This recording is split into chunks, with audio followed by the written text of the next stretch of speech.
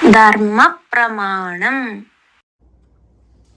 தர்மபுரா வியூவர்ஸுக்கு ஒருக்கா கூட ஸ்வாகதம். வாத்தியார், சில ஆண்களில் ரொம்ப பழைய சுவாமி போட்டோகள்லாம் இருக்கு, எல்லாம் தெரிவிச்சு போயாச்சு. പക്ഷേ அவளுக்கு என்ன செய்யணும்னு தெரியல. அது எப்படி ஆக்கும், என்ன செய்யணும்? அது சார், அந்த இப்பெல்லாம் புதிய வீடுகள் നമ്മൾ பில்டு பண்ணுறோம். അതുകൂടാതെ ചിലപ്പോൾ ഫ്ലാറ്റിന് മാറാം. ഓൾഡ് அந்த ஹவுஸ் எல்லாம் ചിലപ്പോൾ ഇടിക്കേണ്ടി വരുന്നത്. പഴയ ഫോട്ടോ എല്ലാം ഇരിക്കും. ചില ഫോട്ടോ എല്ലാം കൊണ്ടുപോകാൻ പറ്റും, ചില ഫോട്ടോ കൊണ്ടുപോകാൻ പറ്റാതെ. ചിലത് ജീർണമായ അവസ്ഥയിലിരിക്കും.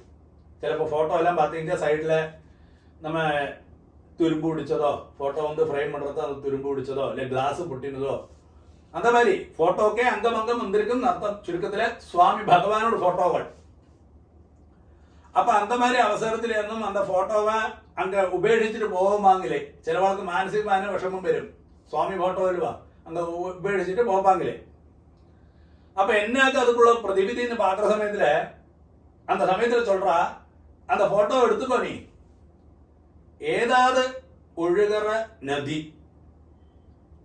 நதி ஆனா கால்பாதம் படப்பாங்களே விடுறேன். அதாவது போய் குளிக்கவோ அதாவது ஸ்நானம் பண்ணவோ கால்பாதம் படுற இடத்துலையோ அங்கே ஒன்றும் போட்டு விடாத. இல்லாத சமுத்திரத்தில் அதில் பிரத்யேகம் ശ്രദ്ധിക്കണം.